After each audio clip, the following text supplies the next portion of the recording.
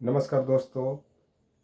आजकल देश में और ख़ास करके प्रिंट मीडिया और इलेक्ट्रॉनिक मीडिया में भारत में गरीबी कम होने का जो चर्चा चल रही है और यह वास्तव में गरीबी कम हुई है या नहीं हुई है, उसी का मैं विश्लेषण करने जा रहा हूँ। तो पहली बात, सिर्फ डेटा से गरीबी कम नहीं होने वाला। जब तक कि उस गरीबी को दूर करने के लिए ग्रास रूट स्तर पर कुछ न किया जाए। अभी भी भारत के शहरी इलाके में 90% लोग एक कमरे में रहने के लिए मजबूर हैं। इसके अलावा आप शहरी क्षेत्र में भी देखेंगे, जो स्लम का इलाका है, वो उनकी स्थिति कितना दयनीय है, खासकर बरसात के दिनों में। और जो एसी रूम में बैठ करके और मंत्रालय में बैठ करके, विभाग में बैठ करके जो गरीबी की को कम करने का जो डाटा दे रहे हैं, उनको वहाँ पे पहले जा कर के देखना चाहिए कि भारत के लोगों की क्या हाल है। अगर इन लोग वहाँ पे जाएं, अचानक इन लोग को भेजा जाए, तो देखिए इन लोग का कितना वोमिटिंग होगा या कितनी ज़बरदस्त तबीयत खराब होगी। तब इन लोगों को पता लगेगा कि गरीबी क्या चीज़ होती है। और भारत के आज भी 80 से 90% जो आबादी है, किस तरह की नरक का जीवन जीने के लिए मजबूर है, चाहे वो शहर हो, चाहे वो गांव हो। आज बरसात के दिन में भारत के कम से कम गांव में भी 70 से 80% जनसंख्या गंदगी में जीने के लिए मजबूर है, जिसके कारण उनको तरह तरह की बीमारियां होती हैं और उस बीमारी के कारण उनकी आर्थिक स्थिति बहुत ही दयनीय हो जाती है।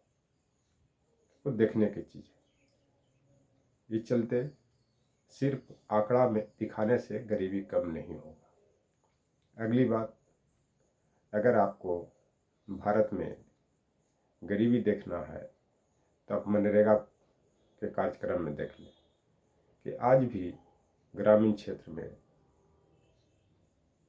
करोड़ों जनसंख्या उसमें अपना रजिस्ट्रेशन करवाने के लिए घूस तक दे रहे हैं कि ताकि उनको रोज़गार मिले। रोज़गार मिलने पर भी उनको समय पर पेमेंट नहीं किया जाता, जिसके कारण वो कर्ज के चंगुल में फंसते हैं, महाजन के चंगुल में फंसते हैं। और मनरेगा से पैसा मिलते मिलते जब तक उन पर डबल कर्ज हो जाता है।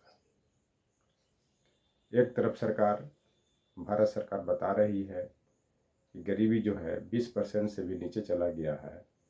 अगर गरीबी 20% से नीचे चला गया है तो राष्ट्रीय खाद्य सुरक्षा अधिनियम के तहत 80 से 82 करोड़ लोगों को क्यों खाद्यान्न उपलब्ध करवाया जा रहा है। इतना ही नहीं, इस देश के इतिहास में पहली बार हुआ है कि देश की जनता को फ्री खाद्यान्न उपलब्ध कराया जा रहा है। भारत में कहावत है कि अगर फ्री में किसी को तेल भी मिलता है तो अपने पल्लू या अचरा या कपड़ा में बांधने का प्रयास करता है ताकि वो तेल चला जाए, लेकिन वो तेल जाता नहीं है। उसी तरह से जो भारत सरकार के द्वारा फिर गरीबी रेखा से नीचे रहने वाले लोगों को खाद्यान्न उपलब्ध कराया जा रहा है, तो उसका मिसयूज कर रहे हैं, क्योंकि वो खाद्यान्न लेने के बाद खाते नहीं हैं, बेच देते हैं। इतना ही नहीं, बेचने के बाद उससे जो स्लम का इलाका है और ग्रामीण क्षेत्र का इलाका है और ख़ासकर दलित वर्ग के लोग हैं, उस खाद्यान्न के पैसा से शराब पीते हैं। इतना ही नहीं, घरेलू हिंसा के भी शिकार महिलाएं होती हैं, क्योंकि महिलाएं जब उस खाद्यान्न को बेचने नहीं देते हैं तो उनके साथ उसके पति के द्वारा या परिवार के लोगों के द्वारा मारपीट किया जाता है। इस तरह से घरेलू हिंसा के शिकार वो बनते हैं। इसलिए मैं प्रारंभ से ही कर रहा हूँ। जब कोविड के काल से मोदी जी ने खाद्यान्न को फ्री उपलब्ध कराने की बात की तो उसका मैं हमेशा विरोध किया हूँ कि आप जितने भी खाद्यान्न दे रहे हैं, अगर उस पर 1 रुपया किलो के हिसाब से भी अगर मूल्य रखा जाए तो कम से कम जो 82 करोड़ लोगों को मिल रहा है वो कम से कम महीना में 80 से 90 करोड़ रुपया आएगा। और उस रुपया का खर्च उनको आधारभूत संरचना पर करें, उनके आवास पे करें, उनके लिए रोड बनाएं, शुद्ध पानी की व्यवस्था करें, उसके बाद उनका एजुकेशन ठीक करें और हेल्थ ठीक करें। क्योंकि जिस देश का हेल्थ और एजुकेशन ठीक है उस देश की गरीबी भी लगभग समाप्त हो चुकी है। क्योंकि आज भी भारत के लोग सबसे ज़्यादा परेशान शिक्षा और गरीबी से ही है। क्योंकि गरीबी और जहलात आदमी को समाप्त कर देता है। इतना ही नहीं, अगर उसका दादा कर्ज छोड़ के जाता है तो उसका बाप पर कर्ज रहता है, फिर वह खुद वो आदमी कर्ज में डूब जाता है। खास करके भारतीय किसान का भी हालत बहुत बुरी है।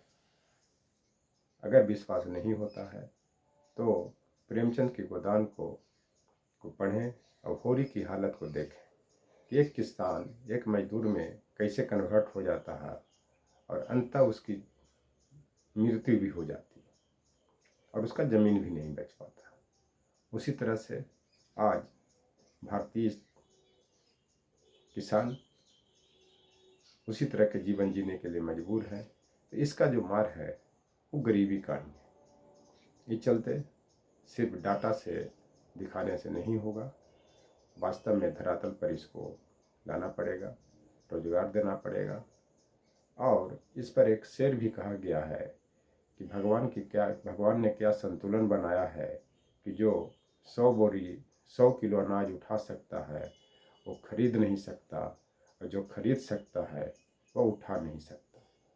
खास करके ये जो मंत्रालय और जो विभाग में बैठे लोग, बड़े लोग ऑफिसर्स हैं और जो मंत्री हैं, जो बड़े बड़े बात करते हैं गरीबी पर, उनसे 20 किलो भी अनाज नहीं उठ सकता। चूँकि उनको हर तरह की सुविधा उपलब्ध है, गाड़ी घोड़ा फ्री है, नौकर नौकरानी फ्री है, आवास फ्री है, सब चीज़ फ्री है। वो तो गरीब को देखना भी नहीं पसंद करते हैं। वो सिर्फ मीडिया को दिखाने के लिए जब इलेक्शन आएगा तो किसी के गरीब के घर में खाना खा लेंगे, किसी दलित के घर में खाना खा लेंगे। वही उनका सारा मीडिया में हाईलाइट होगा कि अमित शाह जी ने आज इनके इस दलित के घर में खाना खाया है, मोदी जी ने आज उसके घर में खाना खाया। गरीबी का एक उदाहरण ये है कि कुछ दिन पहले बिहार में ही 5 बच्चों को निर्वस्त्र करके पूरे गांव में घुमाया गया और उसके साथ बुरी तरह दुकानदार ने मारपीट किया। इसका कारण था तो उस 5 बच्चों ने सिर्फ दुकानदार के दुकान से टॉफ़ी चुरा करके खा लिया था। आप देख लें, जो विदर्भ का इलाका है या मराठवाड़ा का इलाका है या जो भी आदिवासी बहुल इलाका है, वहाँ पे देख लें कि आदिवासी लोग किस तरह के रहने के लिए मजबूर हैं कि आज भी उनके घर के ऊपर छत नहीं है, बशर्ते ऐसे मिट्टी से लिपा पोती करके घर बनाया हुआ है जो बरसात में सब बहने के लिए मजबूर है। रोजगार नहीं है, नौकरी नहीं है। क्योंकि भारत के इतिहास में ये पहला बार हुआ है कि आज़ादी के बाद इतना कम नौकरियां आई हैं कि हर विभाग मंत्रालय में खाली है और सब वही लोगों के जो रिटायर हो रहे हैं और उसको कॉन्ट्रेक्चुअल किया जा रहा है। इस चलते गरीबी सिर्फ डाटा दिखाने से ख़त्म नहीं होगा। ख़त्म तभी होगा जब रोजगार दिया जाए, लोगों की लोगों के इंफ्रास्ट्रक्चर को मजबूत किया जाए, एडुकेशन हेल्थ को मजबूत किया जाए, और भारत सरकार के द्वारा जो फ्री भी चलाया जा रहा है उसको नियंत्रित किया जाए।